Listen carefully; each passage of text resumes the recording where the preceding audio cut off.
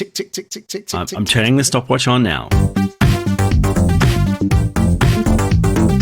You're listening to Nerds Out of Water with Michael Lobb and David Kemmis.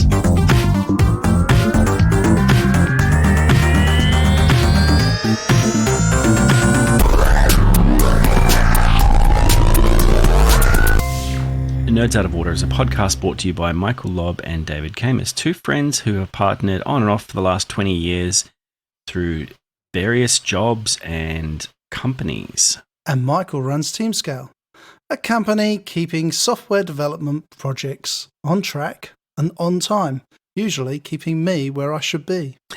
And David runs One Bright Cloud, where he heads up a team of techs and futurists looking at autonomous vehicles, AI, and digital transformation. We challenge each other's perspectives to try and see things from each other's perspective, but we don't always agree. After listening to this podcast, you'll definitely at least have an idea. David, I know we spent last time speaking about the coronavirus and the impacts of that on business, and I know that you have probably had a bit more time to spend understanding what stimulus packages and things are available. Do you want to talk through those? I know one of the questions I had was around the testing criteria, and you've mentioned a few things to me today. Well, it was only yesterday that the Australian Tax Office released the new testing requirements. They had a lot of complaints because the JobKeeper stimulus package, this is the approximately $1,500 a fortnight for keeping employees on package, was removing hundreds of thousands of small businesses. And mainly businesses that were under 3 years of age were being classed as a startup.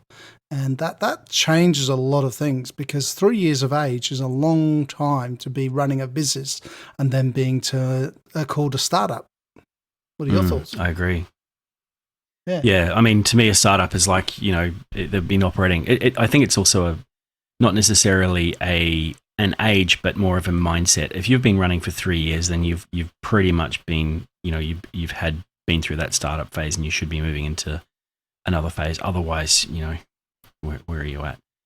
But I do know some companies that have been running for 3 years, and I would still consider a startup. So, well, there's a good point. So you and I we deal with a lot of startups, and that initial startup phase is where your heart's in it, you are pushing for everything, and you really want to make this work. In my view, after 3 years, you've got over that.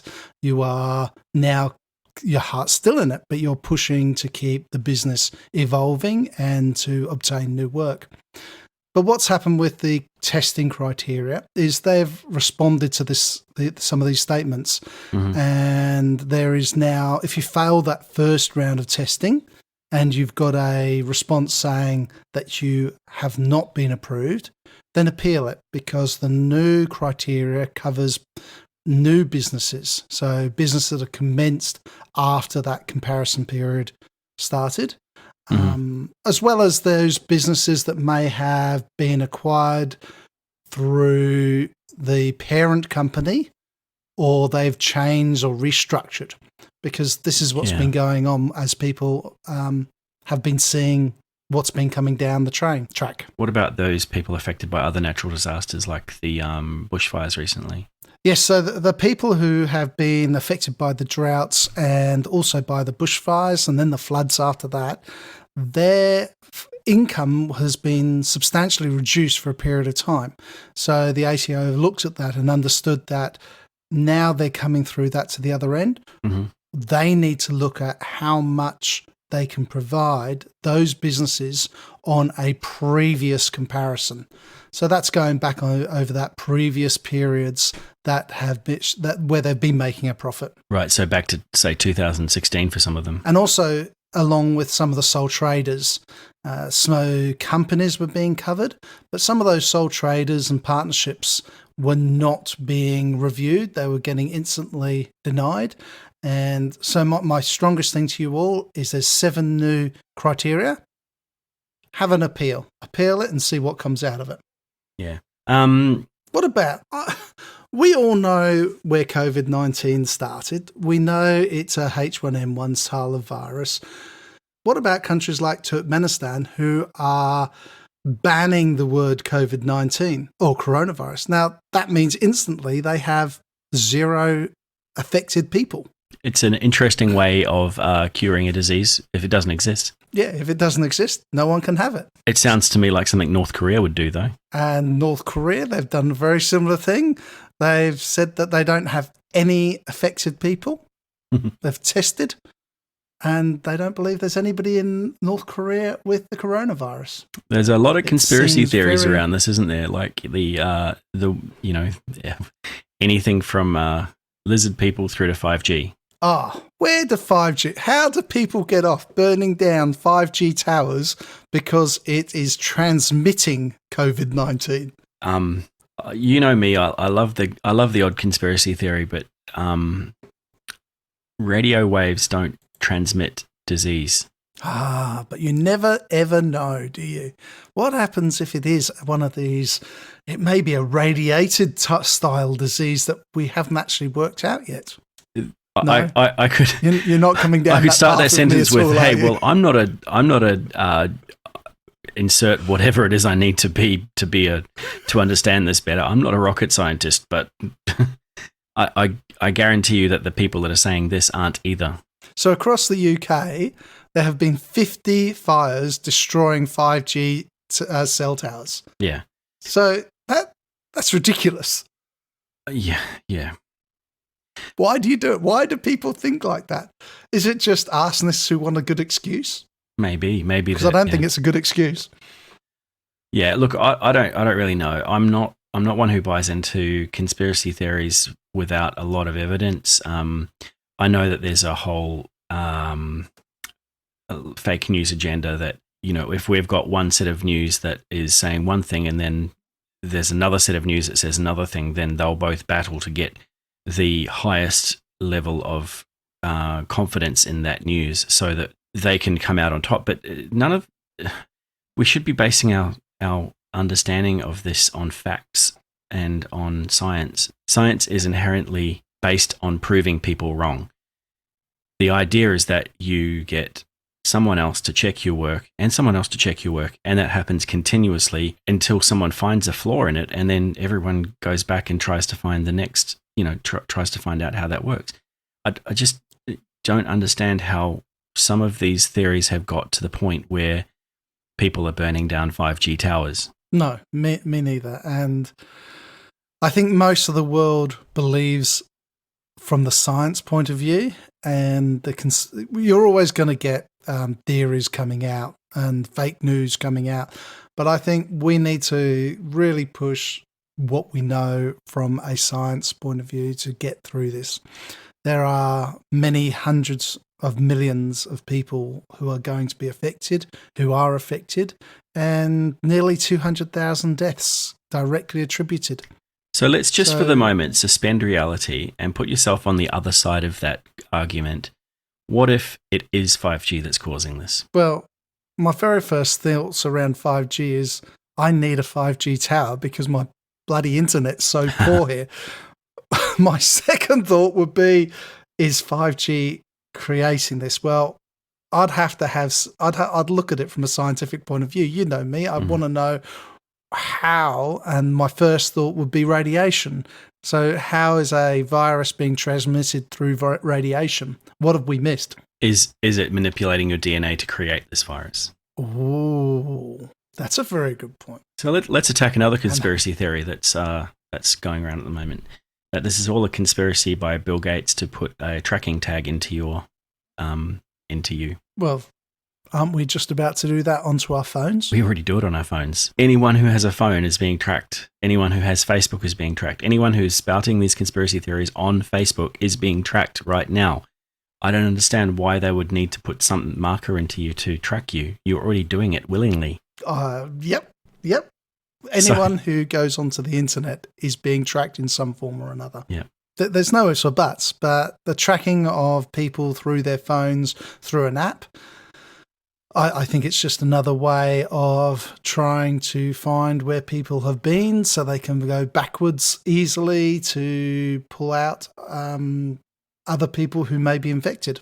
So why would we need another tracking marker internally in our biology? Because we're willingly carrying these things around. Well, that tracking marker might be a completely different reason. If we're going back to the conspiracy theory of Bill Gates putting one into us through DNA evolution, then that'll be something completely different. We'll be able to pay things by moving our hand across things. Yeah. I mean, I don't mean to laugh at it because, 20 years ago, I would have laughed if you'd said you'll be carrying around a device that tracks your every move, but we are.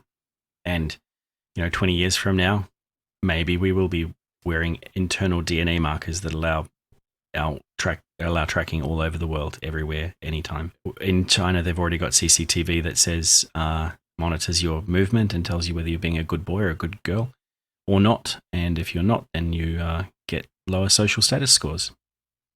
That already exists. In London, I think you get tracked by a CCTV camera 5 times a day. Interesting. Now we're talking about these technologies. Yeah. And you want to talk about smart tracking and items like that.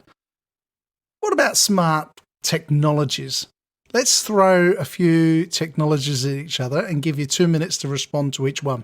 Okay. Do you want to start? Smart glasses. Where are we going to go with smart glasses? Okay, so smart glasses or the Google Glass. I wear glasses and I've worn them since I was about 5 years old. If you don't wear glasses, you will find them annoying. If you do wear glasses, you probably won't find them annoying, but they'll probably get in your way because sometimes you want to take them off or sometimes you want to wear sunglasses, or I've got like 2 or 3 pairs of glasses. Do I want smart glasses? Probably not. I'd probably prefer a different way of viewing my my stream of information. And I also want to turn it off every now and then, so I'd need some dumb glasses just to put on. That's 46 seconds. What about you, David?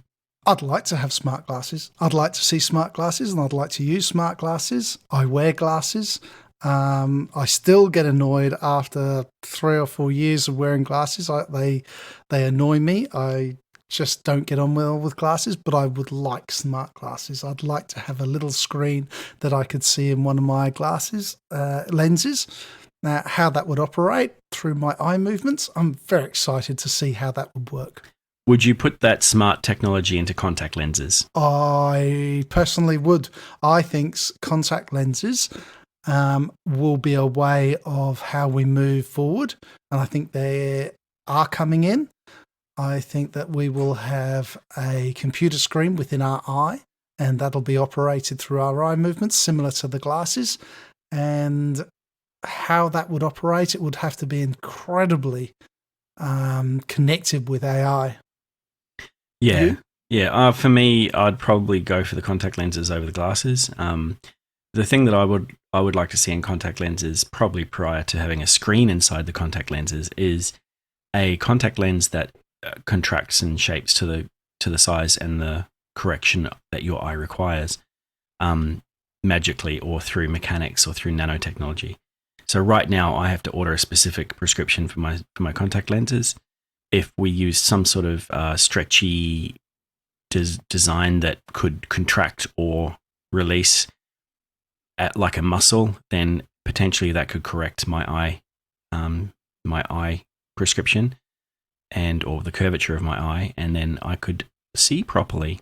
Now that's clever. That's a little bit like Smart Paint that Ford are using on some of their new capability cars, which when you scratch it, it just heals, completely covers it up again. Smart houses? I think they're already here. I think smart houses and smart locks are already in operation. Let's take that to the next level. Fridges that order themselves, tick, we've got that. What about mirrors that are now providing you health capabilities. So you look at a mirror and it's telling you, by analysing your eyes without the lens in it, of course, how your body's going. You touch the taps to turn it on, and all of a sudden it's telling you what your heart is, everything about you. So I think there are a lot more steps to go, and I'm quite excited by the new technologies that are coming into a smart house. I like turning things. I like switching things. I like opening things. I like going to the supermarket when you don't have to queue up outside and when you're not followed around by a security guard. So I like that tactile manual method of doing some things. Smart houses or smart homes.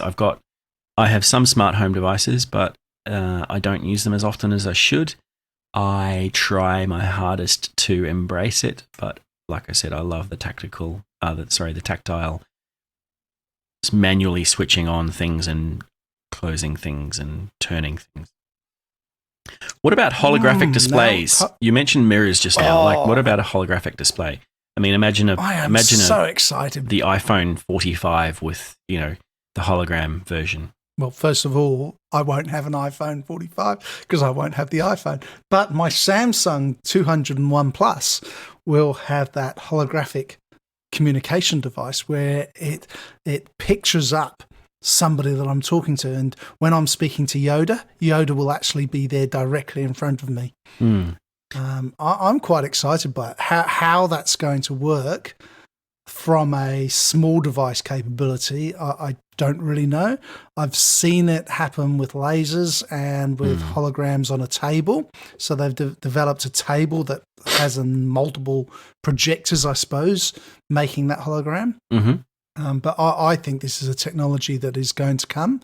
And I think both this technology and the smart house technology, because of COVID-19, will be really coming up faster. We won't be wanting to touch taps and sinks and doors. We won't be wanting to open the cabinets at the supermarket. We'll be wanting it to open themselves to provide us the food that we're thinking of. Sorry to take away your tactile side. Well, that comes back to the food replicator, doesn't it? I mean, once we invent a food replicator, then we don't need to go to the supermarket at all. We just tell the food replicator, hey, build me a burger, and it will find all of the right proteins and it will use all your health data from whatever it's getting it from the mirror, and it will tell you, here is your burger. It's made completely out of plant products that have been simulated in some sort of generation device, and then it prints the food for you and colors it, and it looks like a burger, tastes like a burger, but it's actually just made up of all of the right amino acids and proteins that you need. So is that our next project? Didn't Star Trek already do this? So we'll just take we'll copy them.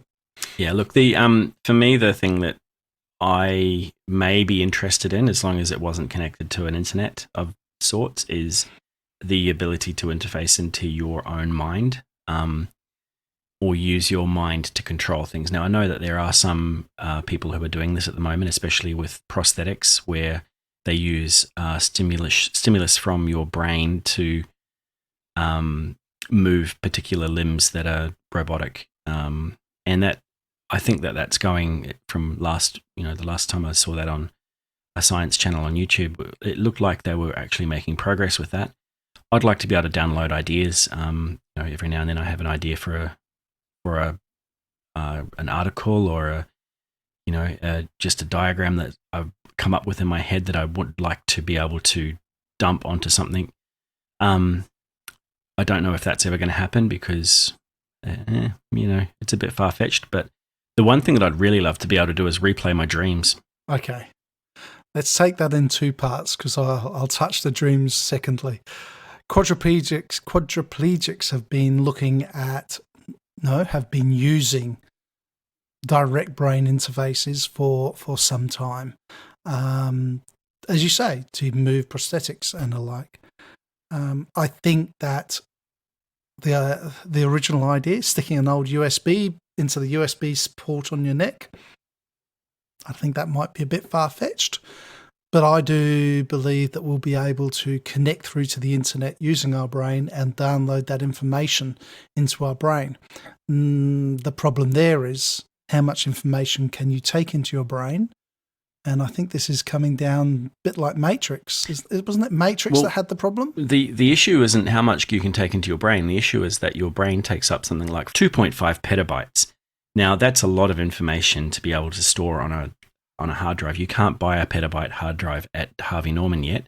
So you'd need a fair bit of, we're going to need a fair bit of technological improvement to be able to store that. What do you think? But you're talking about downloading the brain. I'm talking about downloading information into the brain. Yeah, if you've got 2.5 petabytes of space in your brain and you're only using 80% of it, then you got space there, man. And besides, you can always bump it up. I know how often you look at YouTube. There's 2.5 petabytes in one night. So the last one is my favorite, which is alternative forms of transporting people. I believe that cars and other transportation flights, they're going to be redundant in the next 1,000 years. I would like it to be earlier, but I'm going to say the next 1,000 years, we're not going to be using cars, trucks as we know it today. Molecular regeneration in another space. That's probably one way of doing it. I don't know if there's a way of transporting matter through space, and if we can do it through space, then can we do it through time as well?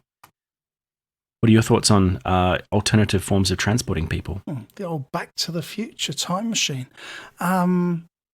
I think this is a great idea. I don't know how it'll work. I think you're right. And I like your time frame, 1,000 years. 1,000 years is a very, very long time in IT world.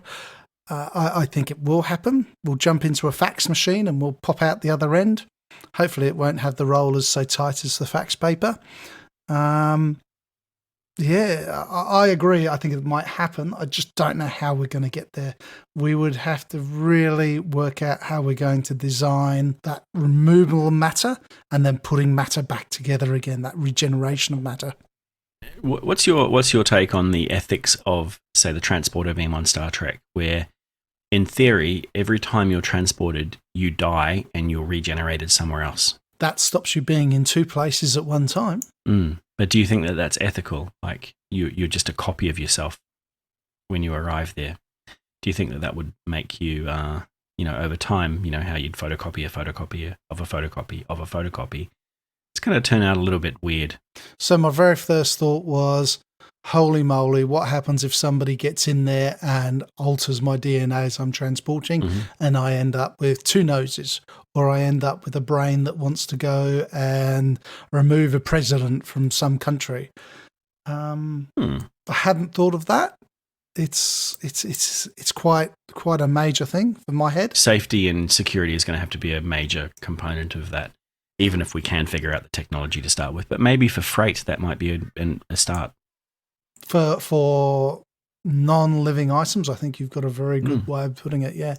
If we can instantly order something through my brain interface and have it appear over on my fax portal in the corner of the room, would be great. Uber Eats would be out of business. And PayPal would be just running. Because we wouldn't have money. No. Food generation would be would eliminate it.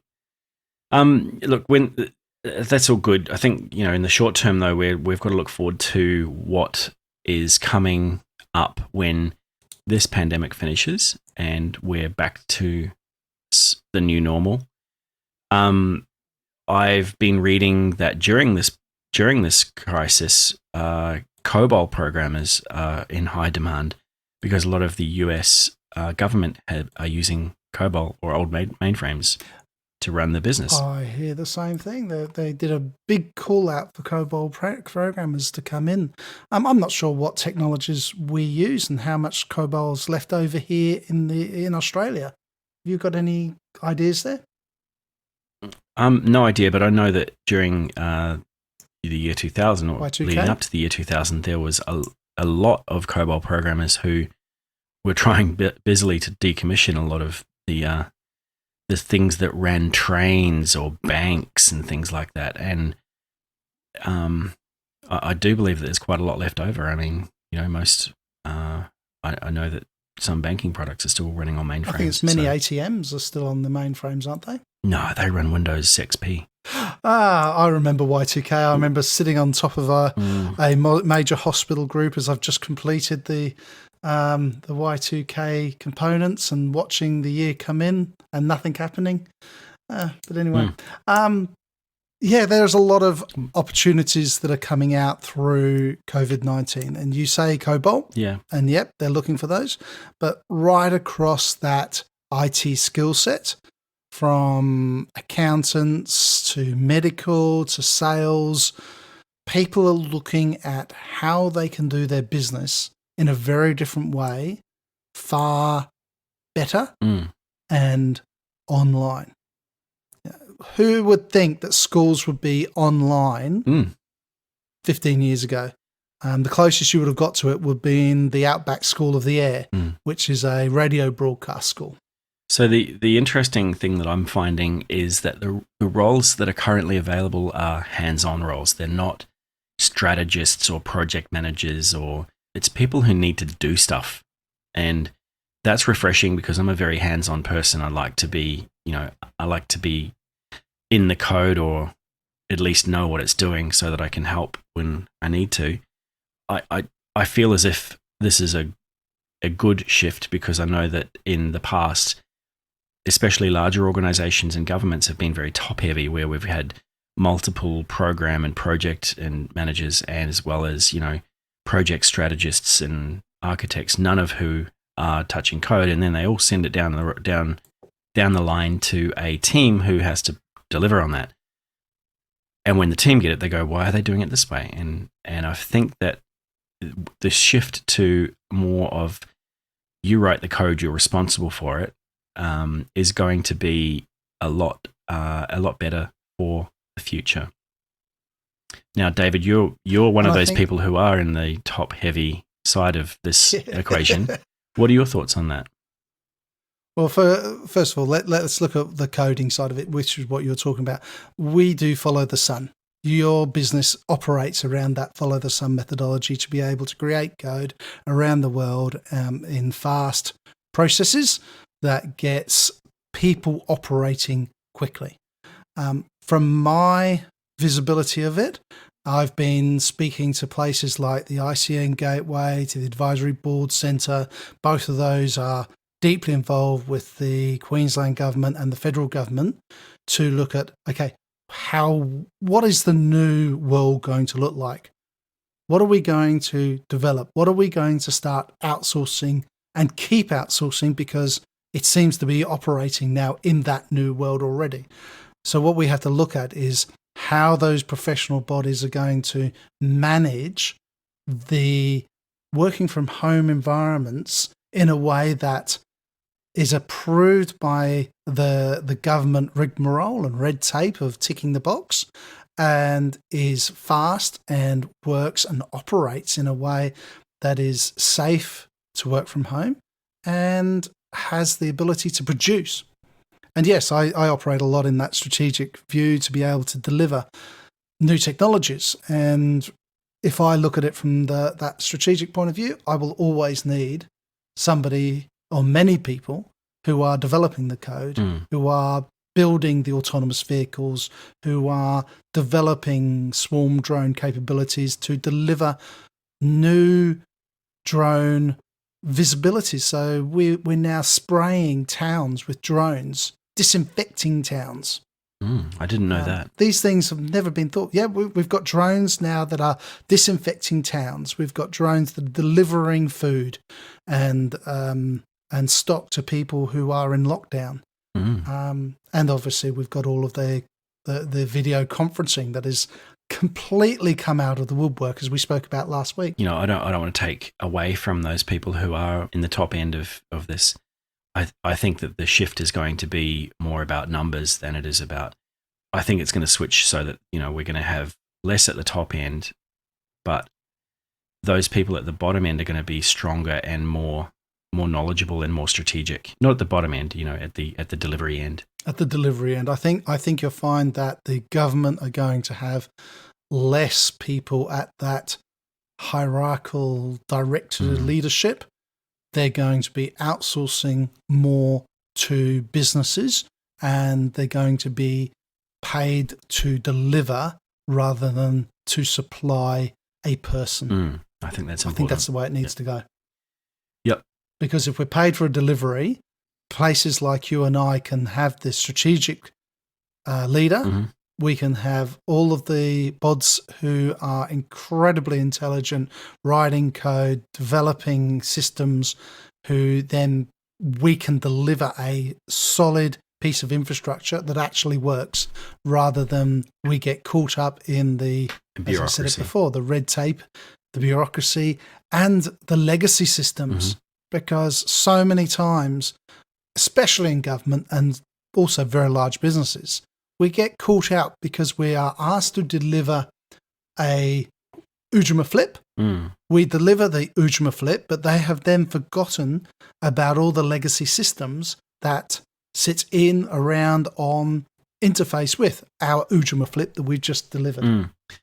Yeah, or they decide that they're going to replace their Ujima flip with a widget, and when the company that's building the widget comes along and says, "Here's your widget," and the Ujima flip guys go, "Well, that's great, but you can't turn this off because it's servicing this group and this group and this department," and those were never in the requirements to begin with. So, So then you've got two systems, and the new system then becomes a legacy system, and then someone comes up with a bright idea to replace that system. So, you end up just building upon legacy systems, and those legacy systems become very expensive to run, as we're finding with the Cobalt programmers. Yes. Do you think that any new jobs? I mean, there's the, like you mentioned, accountants and recruiters and teachers and online roles. Do you think there's going to be any brand new jobs that we've never even thought of before that come out of this? I think the industry 4 is going to become very big. This is all the laboratory features, the internet. That's all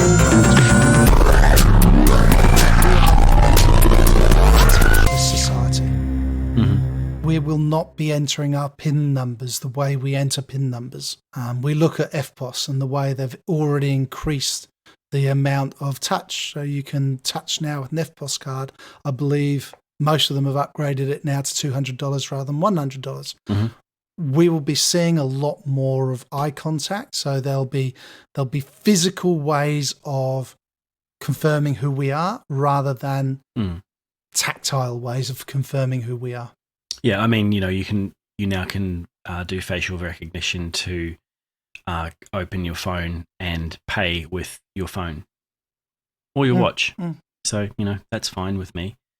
It's fine with me in some ways, but I do like cash, and I know that cash is going to disappear. So I think a bank teller, for example, is going to be a job that may disappear because we're going to be doing less and less to do with over-the-counter transactions. The idea of changing drawers at a supermarket when a new cashier comes in, we just won't have cash.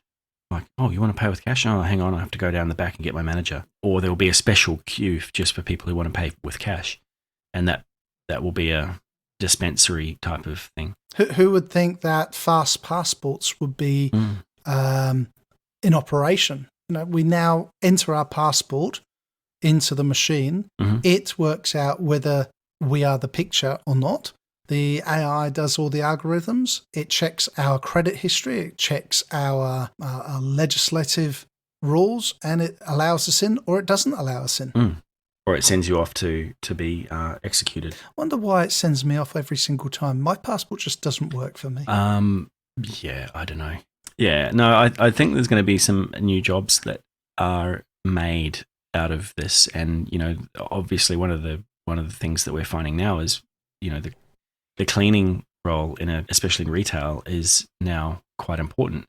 There's people who will go around cleaning at regular intervals, not just on open and close. There's going to be in tourism, for example, we need contactless check-in.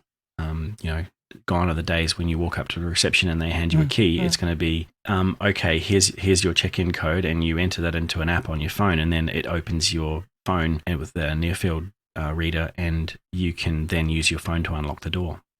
Yep. Or even there's just a card printer that prints out the card and spits it out for you, and you pull that out. But who needs that? Maybe it's just facial recognition on the front of the door.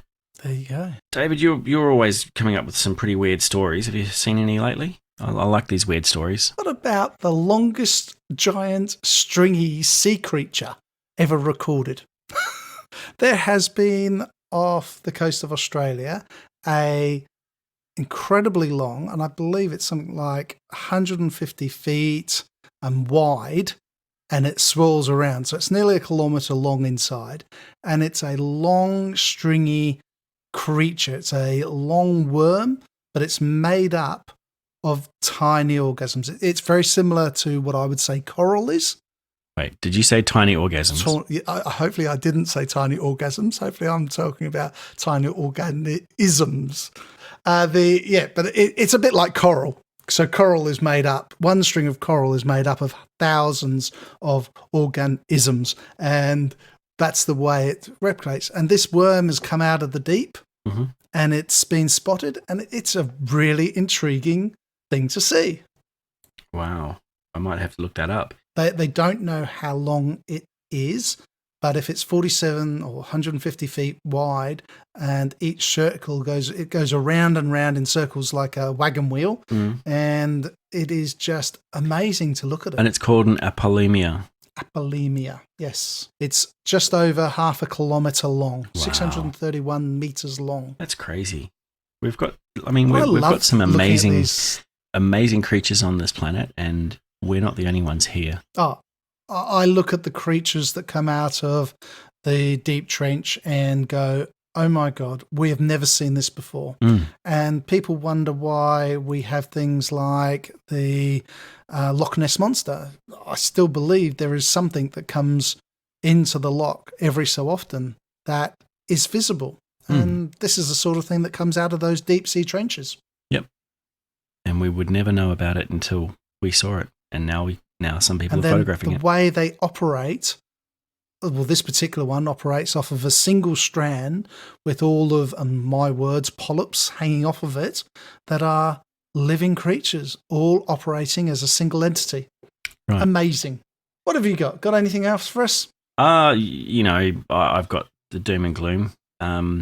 Antarctica experts have warned that the ice continent's Denman glaciers are far more vulnerable than anticipated, and they're suggesting that climate change could have apocalyptic repercussions if you didn't need any more convincing. And, with the COVID-19 crisis going on, we've kind of forgotten about climate change. I actually think this time is great for our planet because it's actually improving things no end, but, there's still climate change happening. What are your thoughts? Well, with the doomsday work that's happening, yes, the glaciers are melting. Yes, I have no doubt we have major problems with the heat we generate, the gases we generate. I look at complete worry at the micronuclear reactors that they're trying to bring into Australia because they're meant to be safer. With those, each individual nuclear reactor itself may be safer because they're very small. Well, small compared with a nuclear reactor. They're about 4 meters high and 2 meters across. But now if we've got, say, 2,000 of them, we have 2,000 the amount of waste to keep track of, 2,000 the amount of reactors to keep track of. And that's the sort of thing that really hurts me when we're talking about the ice caps melting and all of the problems that we have on this planet. I'd like to touch on nuclear power because the nuclear reactors that are dangerous and that have caused problems were designed in the 60s or earlier and were built in the 70s. The nuclear reactors, these mini nuclear reactors, actually use some of the newer designs use spent fuel rods, so acres and acres of used fuel rods in nuclear waste areas that cannot be used, and they need to be buried, for their 2 million year half-life or whatever it is. And these miniature nuclear reactors can use those spent fuel rods completely, safely, and give power to an entire town. I don't think that nuclear power is as bad as people make it out to be. We've been sold on a lot of fear based on a nuclear reactor or nuclear reactors that were designed in the 60s and built in the 70s, maybe commissioned in the 80s, the likes of Chernobyl or Fukushima. And the things that are being produced today are brand new, great technology, and have been tested and have been proven to be safe, as well as we now have a lot of things like IoT where we can monitor these things remotely. You say keeping track of these things is going to be tough. What, like keeping track of the 2 billion CCTV cameras around the globe? I don't think it's going to be that hard. Do you? Do you not? No. I have my worries. Anything to do with nuclear reactions, I still have my worries. I think with today's capabilities, with wind farms, solar panels, solar farms, and the sea, for crying out loud, we still haven't learned to harvest the energy from the sea. Why not? Why because don't we do we're this? burning fuel and coal. I know. Yeah, I agree. We should absolutely put a lot more money into solar and to other forms of generation of power. Wind power is an amazing one, and as you mentioned, the sea power. Yeah, it's like there's so many different forms, and hey, petrol is worth under 0 cents at the moment. So what it is. Can you imagine the bottom falling out of this industry, and then suddenly we've got to try and find a way to power our cars? Oh, that's going to be tough, isn't it? It is.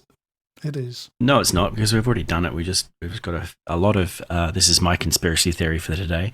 We've just got a lot of, people who would rather be paid by the fuel companies and the people who want to burn coal. We have a lot of money and infrastructure in coal and fuel. I agree. That's what's stopping wind, solar, water power, nuclear as well. Hydrogen.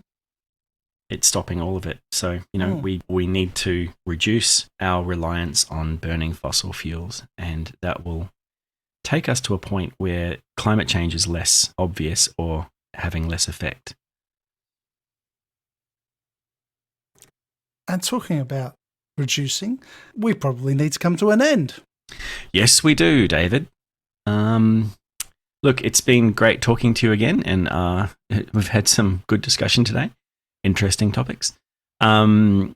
This is a podcast of, as we mentioned at the beginning, brought to you by myself and David. And if you would like to sign up or subscribe on using your favorite podcast tool, leave a comment. And if you want to email us, it can be done. You're probably better to look at us through Twitter, which my handle is @MichaelLobb and David is @DaveWith7. And if you want to be part of the show and want to come on and be interviewed and to put your point of view across, please get in contact with one of us, because we are looking for people to bring on board. We'll see you next time, David. Bye-bye.